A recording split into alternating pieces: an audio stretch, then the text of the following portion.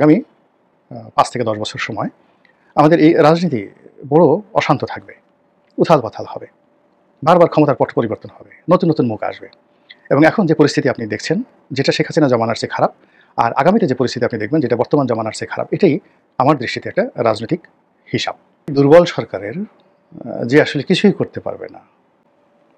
আমার দৃষ্টিতে মনে হচ্ছে যে তার যে সরকারের এটা এখন একটা করোনারি ইউনিটে চলে গেছে। এর কারণ হলো সরকার ঘুরে দাঁড়ানো, তার ভালো করা, এটা বলতে গেলে অসম্ভব হয়ে পড়েছে। ডক্টর মোহাম্মদ ইউনূসের যে সমালোচনা আমি গত ১১ মাস ধরে করেছি, সেই ১১ মাসের সমালোচনার মূল উদ্দেশ্য ছিল তিনি যেন ভালো করেন এবং তিনি যেন তার যে সংস্কার কর্মকাণ্ডগুলো করতে চাচ্ছেন, সেই কর্মকাণ্ডগুলো একটা শেপ দিয়ে সুন্দর একটা অবস্থা তৈরি করে সসম্মানে বিদায় নিতে পারেন, এজন্য সমালোচনা করেছি। কিন্তু আজকে থেকে আমার কাছে মনে হচ্ছে যে আমি আর তার সমালোচনা করব না। ঘুরে দাঁড়াবে, ভালো কিছু করবে, আপনাদেরকে যাকে বলা হয় একটা নতুন বাংলাদেশ উপহার দেবে, নতুন বন্দোবস্ত দেবে, এটা আমার কাছে মনে হচ্ছে যে এটা অসম্ভব একটা বিষয়। তো কাজেই কোনো একটি দুর্বল সরকারের যে আসলে কিছুই করতে পারবে না, নিজের উপকার করতে পারবে না অন্যের ক্ষতি ছাড়া, তো তাদের সমালোচনা করা, তাদেরকে প্রমোট করা বা তাদের পেছনে সময় ব্যয় করাটা আমার কাছে wastage of time, money and energy বলে মনে হয়। আমার শৈশব থেকে আমি যে কাজগুলো করেছি, একেবারে শৈশব থেকে, আমি সাধারণত আমার জীবনের ৯৯% ক্ষেত্রে আমি দ্বন্দ্ব, সংঘাত, কলহ, বিবাদ এগুলো এড়িয়ে চলেছি। ফলে অশান্তি, আমার জীবনে অশান্তির যে জিনিস এটা নেই। অসম্মান, আমি আসলে কাউকে অসম্মান করিনি কখনো। আমাকেও আসলে কারোর সঙ্গে মানে কারো দ্বারা অসম্মানিত হতে হয়নি। এই জিনিসগুলো আমার ডিকশনারিতে নেই। আমি প্রতিযোগিতা করেছি। তারপরে শেষে কারো সঙ্গে দেখা গেছে যে আমার দ্বন্দ্ব সংঘাত হয়েছে। কিন্তু আমি হিসাব মিলিয়ে দেখি যে আমি কখনো দুর্বল, অসহায় এবং আমার পর্যায়ের নয়, এরকম কারোর সঙ্গে কখনো প্রতিযোগিতা করিনি, কারোর সঙ্গে দ্বন্দ্ব সংঘাত করিনি, মারামারি কাটাকাটি করিনি। অধিকন্তু আমার অনেক শক্তিশালী প্রতিপক্ষ, প্রতিদ্বন্দ্বী যখন বিপদে পড়েছে, আমি সবার আগে সাহায্য করতে এগিয়ে গিয়েছি। এমন অনেক ঘটনা ঘটেছে যে আমার সেই সাহায্যটুকু না হলে হয়তো তার অস্তিত্ব টিকত না। এরকম বহু ঘটনা জীবনে বহুবার ঘটেছে। কিন্তু এ সময়ের মধ্যে অনেককে দেখেছি খুব হাজার কোটি টাকার মালিক হয়েছে, আবার দেউলিয়া হয়ে সব শেষ হয়ে গেছে। ওটা আমার জীবনে আসেনি।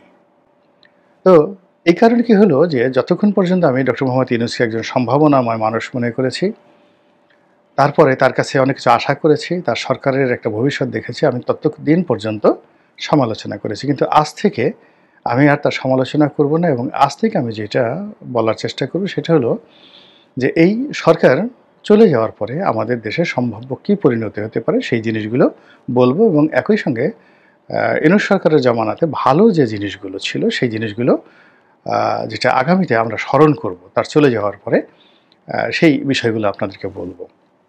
প্রথমত যেটা বলা দরকার সেটা হলো যে আমি শেখ হাসিনার জমানার শেষ দিক নয়, একেবারে ২০১৪ থেকে বলে আসছি যে শেখ হাসিনার পতন অনিবার্য। তবে বাস্তবতা হলো যে শেখ হাসিনার পতনের পরে যেটা আসবে সেটা শেখ হাসিনার চেয়ে খারাপ সময় আসবে। তো একই কথা এখানে প্রযোজ্য যে আগামী ৫ থেকে ১০ বছর সময় আমাদের এই রাজনীতি বড় অশান্ত থাকবে, উথাল-পাথাল হবে। বারবার ক্ষমতার পট পরিবর্তন হবে, নতুন, নতুন মুখ আসবে। এবং এখন যে পরিস্থিতি আপনি দেখছেন, যেটা শেখ হাসিনা জমানার চেয়ে খারাপ, আর আগামীতে যে পরিস্থিতি আপনি দেখবেন যেটা বর্তমান জমানার চেয়ে খারাপ, এটাই আমার দৃষ্টিতে একটা রাজনৈতিক হিসাব।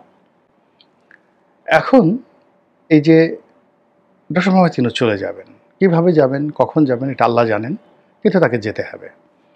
২ নম্বর হলো যে তার ঘুরে দাঁড়ানো সম্ভব নয়। তার পক্ষে ভালো কিছু করা এখন আর সম্ভব নয়। তার সকল কিছু অর্গান, মানে তার যে সাহায্যকারী হাতগুলো, এগুলো সব দুর্বল হয়ে পড়েছে, প্যারালাইজড হয়ে গেছে। তো কাজেই এখানে ইনজেকশন করা, তাকে উজ্জীবিত করার চেয়ে বরং তার অবর্তমানে এই বাংলাদেশটা কেমন হতে পারে, এটার ইতিবাচক কিছু দিক বলব। যেমন ১ নম্বরে বলি যে শেখ হাসিনার জমানাতে আসলে ব্যাংকগুলোর অবস্থা খুব খারাপ হয়ে পড়েছিল, অর্থব্যবস্থা খারাপ হয়ে পড়েছিল। শত প্রতিকূলতার মধ্যে দেশের অর্থনৈতিক অবস্থা ভালো আছে। ২ নম্বর হলো যে ডক্টর মোহাম্মদ ইউনূস এবং তার যারা সহযোগী লোক রয়েছেন তারা উদ্যোগী হয়ে এখন পর্যন্ত একটা ক্রিমিনাল অফেন্স ঘটায়নি। কাউকে বলেনি মামলা দাও, মোকদ্দমা দাও। এমনকি তার যারা উপদেষ্টা রয়েছে তাদেরকে ছোট লোক, নিম্ন জাতের লোক, তারপরে শেষে চোর, গুন্ডা, বদমাশ বলে অসংখ্য মানুষ গালাগাল করেছে, কিন্তু কেউ তাদের বিরুদ্ধে মামলা করেনি। এখানে মামলা মোকদ্দমাগুলো হয়েছে মূলত বিএনপির লোক করেছে, জামাতের লোক করেছে, আওয়ামী লীগের বিরুদ্ধে বা তাদের প্রতিপক্ষের বিরুদ্ধে। এখানে ডক্টর মোহাম্মদ ইউনূস এবং তার যারা লোকজন রয়েছে এই কাজগুলো করেনি। তো এটা আগামী দিনে আফসোস করবেন যে এমন একটা দল বা এমন একটা গোষ্ঠী সরকারে ছিল যে গোষ্ঠী নিজেরা উদ্যোগী হয়ে তারা মামলার বাদী হয়নি, মামলা করেনি। তারা হয়তো দেখা গেল যে আপনি অভিযোগ করবেন যে তারা এটা বাধা দিতে পারতো বা এই ধরনের পরিস্থিতি নিয়ন্ত্রণ করতে পারতো, সেটা ভিন্ন প্রসঙ্গ। আমি তো বললাম যে এটা নিয়ে আলোচনা করব না। কিন্তু আপনারা আফসোস করবেন যে আগামীতে যারা শাসক তারা যখন নিজেরা অত্যাচারের স্টিম রোলার চালাবে তখন আপনি আফসোস করবেন যে ইউনূসের জমানা ভালো ছিল। এর কারণ হলো ইউনূস নিজে, ডক্টর মোহাম্মদ ইউনূস উনি নিজে কখনো বা ওনার যারা লোকজন আছে অত্যাচারীর ভূমিকায় অবতীর্ণ হননি, মামলা মোকদ্দমা দেননি। এটা হলো ২ নম্বর জিনিস। আগামীতে এই জিনিসগুলো স্মরণ করতে হবে এবং কাঁদতে হবে। ৩ নম্বরে যেটা মনে হচ্ছে যে এখানে যারা আছেন মোরালে সবাই আপাদমস্তক ভদ্রলোক মানুষ। আমরা তাদেরকে নানাভাবে উত্তেজিত করেছি, নানাভাবে আমাদের মতো করে তাদেরকে অভদ্র বানানোর চেষ্টা করেছি, তাদেরকে আঘাত করার চেষ্টা করেছি, তাদের চরিত্র নিয়ে নানাভাবে কথা বলার চেষ্টা করেছি, তাদের ব্যক্তিগত জীবন নিয়ে আমরা ভিডিও বানিয়েছি, কিন্তু তাদের মুখ থেকে আমরা যারা মন্দ কাজ করেছি আমাদের সম্পর্কে একটা মন্দ শব্দ বের হয়নি। কিন্তু আগামীতে যারা আসবে তাদের সম্পর্কে মন্দ কথা বলার সঙ্গে সঙ্গে ১ ঘন্টার মধ্যে দেখবেন যে জায়গা মতো চলে গেছে। আপনি এখন বিদেশে থাকলে দেখবেন আপনার গ্রামের বাড়িতে আক্রমণ হচ্ছে। আপনি বিদেশে বসে একটা কথা বলবেন, আপনার আত্মীয়-স্বজন, বাপ, ভাই, ব্রাদার, দাদা, দাদি যারা আছে প্রত্যেকটা কেউ যদি মরে গিয়ে থাকে তার কবরের উপর চাবুক মারা হবে। যে কাজটি এই জমানাতে বর্তমান যারা আছেন তারা করেননি। ৪ নম্বর হলো যে ব্যক্তিগত পর্যায়ে যে দুর্নীতি, এটা বাংলাদেশে যদি এই সরকারের সাথে যারা সম্পৃক্ত রয়েছেন প্রথম থেকে শেষ পর্যন্ত ব্যক্তিগত পর্যায়ে যদি দুর্নীতির হার ধরেন একেবারে নগণ্য, একেবারে নগণ্য। এই ১০ মাস ১১ মাস এবং যে সকল কথাবার্তা আমরা প্রচার করছি সেই প্রচারের সঙ্গে যদি বিগত দিনের দুর্নীতি, সেটা ১৯৭৩ থেকে শুরু করে আজ পর্যন্ত খালি ১৬ বছরের দুর্নীতি দেখলে হবে না, বিএনপির দুর্নীতি দেখতে হবে, জামাতের দুর্নীতি দেখতে হবে। তো সেই দুর্নীতির সঙ্গে আসিফ মাহমুদ সজীব ভুঁইয়াকে যদি আপনি দায়ী করেন, আপনি যদি অন্য কাউকে দায়ী করেন, তাদের ব্যক্তিগত দুর্নীতি আপনি মেলাতেই পারবেন না। আপনি সন্দেহ করছেন তাদের এপিএস চুরি করেছে, অমুকে চুরি করেছে, সন্দেহ করছেন তার সঙ্গে তাদের হয়তো একটা ভাগযোগ আছে, কিন্তু তাদের যে দুর্নীতির এটার অকাট্য প্রমাণ আমি অন্ততপক্ষে এখনও পাইনি। কিন্তু আগামীতে যারা আসবে তারা মোটামুটি গরু জবাই করে জিয়াফত দিয়ে বসে চর্বি দিয়ে ভাত খেতে খেতে বলবে যে আমি দুর্নীতি করছি, আরও টাকা আনো, আরও ১০টা গরু জবাই করতে হবে। তো এই জিনিসগুলো আপনাকে ভবিষ্যতে চিন্তা ভাবনা করতে হবে।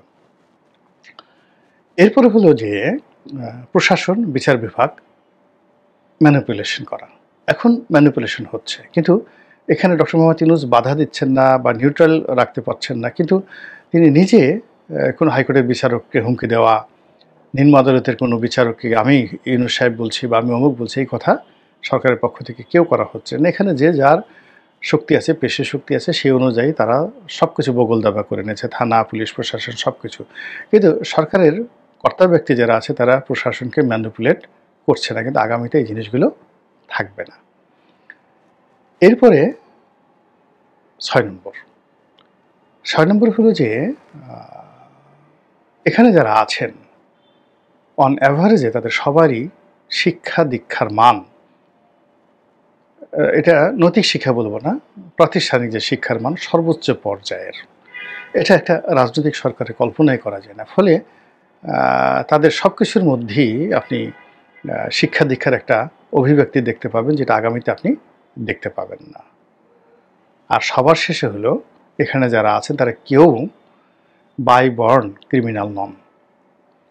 তাদের কারোর মধ্যে নিষ্ঠুরতা নাই। এমনকি আমরা যাকে ডাস্টবিন শফিক বলি, কিংবা যাকে আমরা সেই উপদেষ্টা মানে যাকে বলে এই প্রেস সচিব বলি, অনেকেই তার ব্যাপারে বিরক্ত, না বুঝে বিরক্ত। যারা শফিক সাহেবকে চিনেন, he is one of the finest man. এখানে রাজনীতির কবলে পড়ে তিনি সব দিশাহারা হয়ে পড়েছেন। আপনার কে খুশি করার জন্য সে যে কথাগুলো বলা দরকার ওটা তিনি অভ্যস্ত নন। কিন্তু তার পরিবার, তার শিক্ষা, তার ক্যারিয়ার, এই পুরো জায়গাতেই নম্রতা, ভদ্রতা, বিনম্রতা এটা তার অলংকার। এবং নিষ্ঠুরতা, এরে মারো, ওরে ধরো, গুন্ডা টুন্ডা পাঠিয়ে, মানে একেবারে যাকে বলে যেটা কুরিলিটি বলা হয়, হায়না টাইপের যে চরিত্র, এটা আসলে এই সরকারের কারোর মধ্যে নেই। এটা সিঙ্গেল ওয়ান, কেউ নেই। ফলে তারা হয়তো ব্যর্থ হয়েছে, তারা প্যারালাইজড হয়েছে, তারা চলে যাবেন। কিন্তু আগামীতে যাদের আসবেন তাদের মধ্যে এই ৭টি জিনিসের একটিও আপনি দেখতে পাবেন না। ফলে আপনাকে তখন চোখে বোম্বাই মরিচ দিয়ে কাঁপতে হবে এবং বলতে হবে যে ভালোই তো ছিল, আগেরটি তো ভালো ছিল। তো এটাই আসলে রাজনীতির একটা ট্র্যাজেডি, জীবনের একটা ট্র্যাজেডি। এইভাবেই ঘটনা ঘটে। মহান আল্লাহ আমাদের সবাইকে হেদায়েত দান করুন এবং হেফাজত করুন।